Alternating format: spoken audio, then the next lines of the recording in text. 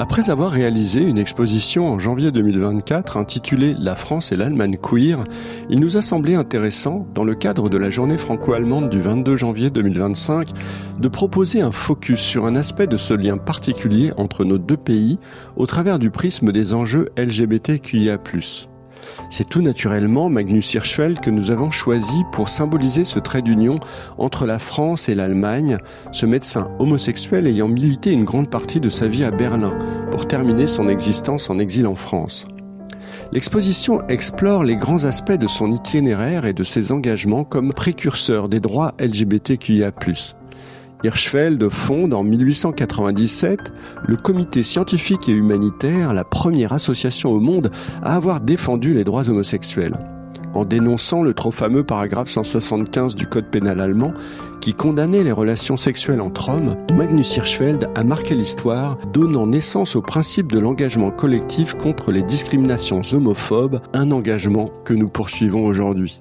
Militant infatigable, Hirschfeld était aussi médecin et il a, à ce titre, contribué au développement de la sexologie comme science.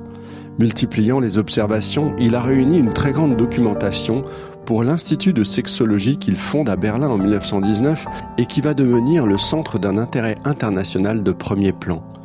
Cet institut proposait des consultations médicales, des conférences, un lieu d'étude pour la recherche et des laboratoires. Hirschfeld défend bien sûr les hommes homosexuels contre la réprobation, le chantage et la répression qu'ils subissent. Il tente de convaincre que l'homosexualité est innée, qu'elle n'est pas un choix et qu'elle est donc un produit de la nature.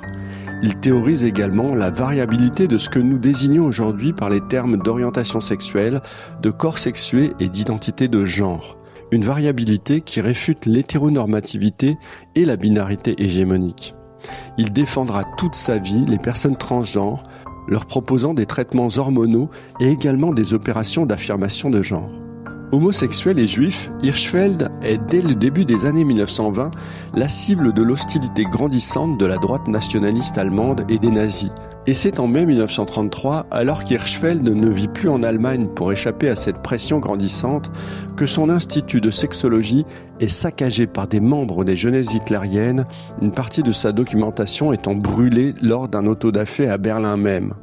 Au tout début des années 1930, Hirschfeld s'embarque pour un véritable tour du monde qui le mène aux États-Unis, puis au Japon, en Chine, au Tonkin, au Cambodge, en Inde, aux Philippines, en Palestine et enfin en Égypte. Il s'y intéresse aux mœurs, aux relations matrimoniales, à la parentalité et à la sexualité des peuples dans un esprit d'ouverture et de bienveillance.